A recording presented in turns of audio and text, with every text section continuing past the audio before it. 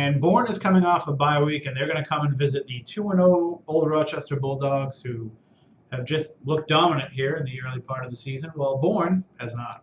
Yeah, Bourne has yet to put a single point on the scoreboard. Granted, they did have the bye last week, but Old Rochester has put over 40 in week 1 and then 40 last week. So the Bulldogs are cruising. I know a lot of people were wondering, after the graduation of the Bergeron brothers and, Richie Phillips from last year and some of the other stars from that team, how is Old Rochester going to score any points this year? And I think the Bulldogs have really answered that question.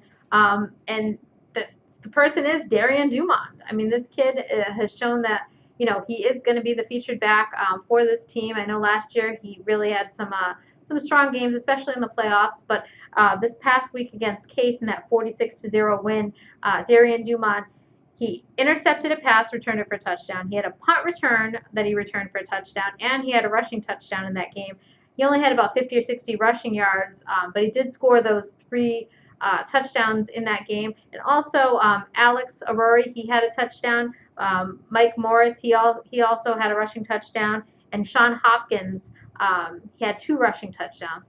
So besides the 2 touchdowns by Darian Dumont, the punt return for a touchdown and interception return for a touchdown, all of Old Rochester's touchdowns this year have been rushing touchdowns. So they're not throwing the ball a heck of a lot, which is good, with a first-year quarterback in Alex Rory, but they've been able to get the job done on offense with that rushing attack. And it'll be interesting to see how, Bourne responds in this game. I mean, in week 1, Bourne struggled. They weren't. The Canalmen weren't able to get inside the Dayton Rehoboth 30-yard line that entire game. They ended up falling behind early and just really never recovered. It was 28-0. They lost, and they gave up 3 rushing touchdowns to the Falcons in that game. So it sounds like Bourne is a team that kind of struggled against, a strong rushing attack, which Old Rochester has shown early on in this season that's what the Bulldogs, that's their bread and butter. That's how they're going to win games this year. And so far, they're 2-0 and possibly 3-0 Friday night.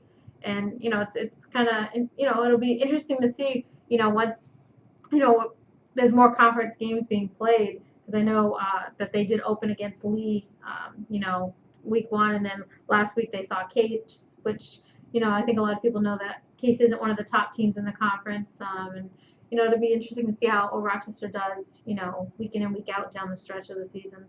Yeah. Well, you can follow along with us on Twitter. If you follow at @SC_varsity, you can tweet us your pictures, your photos, your thoughts, your scoring updates from the game, or if you're not at the game, you can follow all the action through us there at @SC_varsity.